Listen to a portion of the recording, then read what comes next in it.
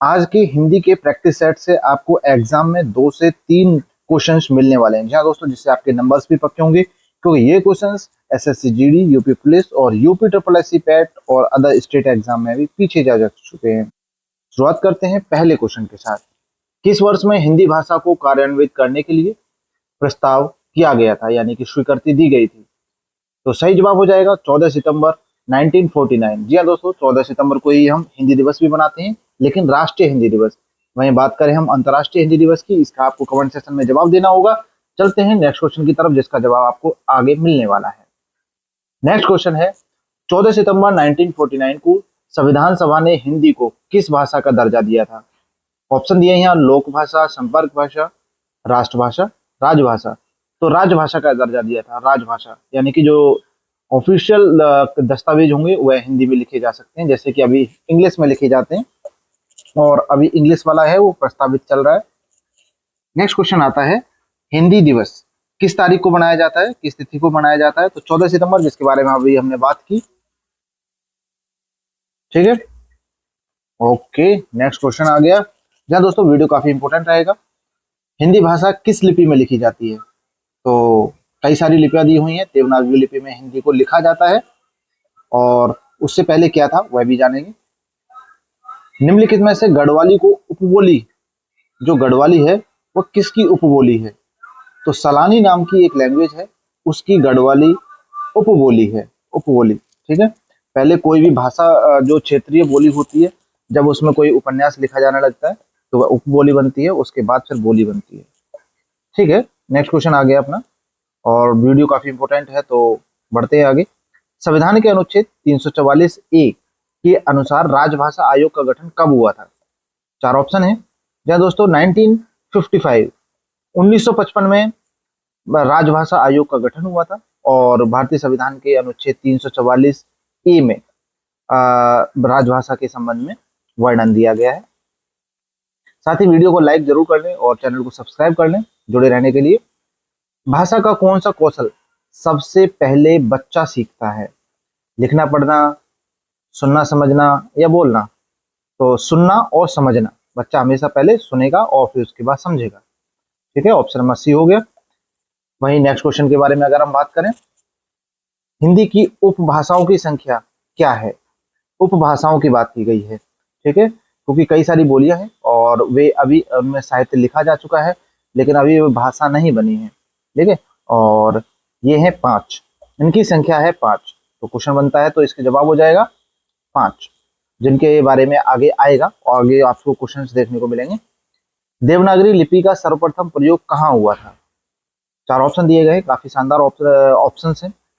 अपभ्रंश साहित्य में, जयभट्ट के शिलालेख में, परिणि कृत्य अष्टाध्यायी में, और अमीर खुसरो की पुस्तक में। तो ऑप्शन बी सही है हमारा, जयभट्ट के शिलालेखों में। इसी तरह से क्वेश्चन का आंसर है, और इसे याद रखने के लिए जयभट्ट को केवल याद रखा जाए, और साथ में याद रख सकते हैं शिलालेख।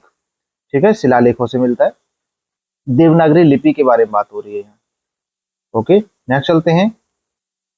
मानक भाषा की विशेषता क्या होती है? ठीक है, तो मानक भाषा की विशेषता क्या होती है? ऐतिहासिक होता है वो, स्थायित्व होता है, एक रूपता होती है, और लास्ट ऑप्शन दिया है कि एक से अधिक। हाँ, सभी चीजें होती हैं।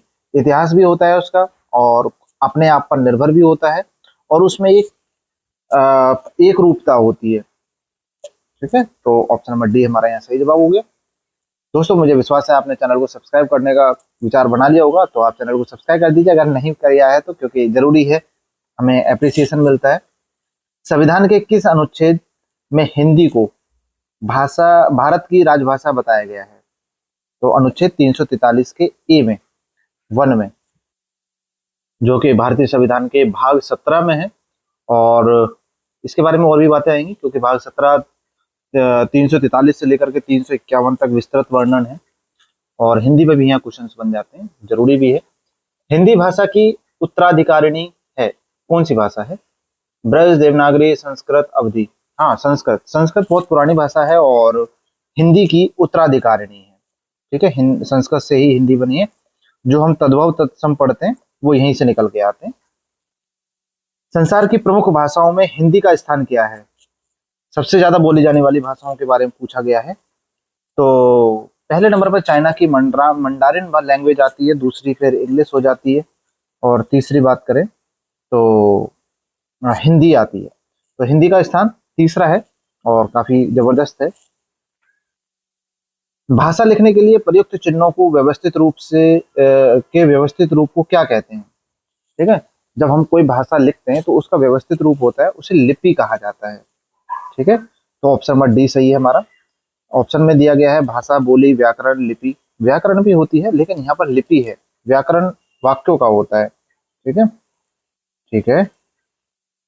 ब्राह्मी से किस लिपि की उत्पत्ति हुई है? एक ब्राह्मी लिपि है जिसके बारे में हमने लास्ट में ही पढ़ा था। ब्राह्मी लिपि से किस किस लिपि का उत्पत्ति हुई है? तो देवनागरी लिपि। देवनागरी लिपि की जो उत्पत्ति हुई है वो ब्राह्मी ही लिपि से ही हुई है। तो ऑप्शन सी हमारा यहाँ सही जवाब। नेक्स्ट क्वेश्चन, हिंदी को विकास प्रदान करने वाली भाषा कौन सी है? हिंदी को विकास मतलब एक तो अगर कहाँ से आई है, किस तरह से उसका हुआ है, लेकिन किस तरह से? अपभ्रंश, अपभ्रंश से हिंदी बनी है। ठीक है, अपभ्रंश से यानी कि बहुत सारे बदलावों के साथ और इस तरह से शब्दों को जोड़ के, क्षेत्रीय भाषाओं को और इन सभी को जोड़ के एक हिंदी भाषा को विकास किया गया और इसे अपभ्रंश बोल दिया जाता है। और हिंदी के भी कई सारी उपभाषाएं हैं जैसे कि हमने पढ़ा भी लास्ट में। नेक्स्ट है, बिहारी हिंदी का विकास किस भाषा से हुआ है? बिहारी, हम बिहारी भाषा की बात कर रहे हैं, वो भी हिंदी है। ठीक है, तो उनका जो विकास हुआ है वो मागधी मगधी अपभ्रंश से हुआ है, बिहारी भाषा का, बिहारी हिंदी का। ठीक है, और अच्छे अच्छे क्वेश्चन आने वाले हैं, तो आप हमारे चैनल को जरूर सब्सक्राइब कर लें और साथ ही वीडियो को लाइक करके कमेंट में बताएं कि आपको वीडियो कैसा लगा। नेक्स्ट क्वेश्चन की तरफ चलते हैं। हिंदी की मूल उत्पत्ति किससे मानी जाती है? तो सही जवाब हो जाएगा हमारा खस अपभ्रंश, अर्धमगधी, सौरसैनी, मागधी। तो सौरसैनी हमारा सही जवाब हो जाएगा। सौरसैनी अपभ्रंश से हिंदी की मूल उत्पत्ति मानी जाती है। ठीक है, यहाँ कई चीजें निकल कर आ रही हैं, कई इवेंट्स निकल के आ रहे हैं, सभी का अपनी अपनी भागीदारी है। ठीक है, उसके बारे में भी समझेंगे, लेकिन आंसर इसका सौरसेनी अपभ्रंश है।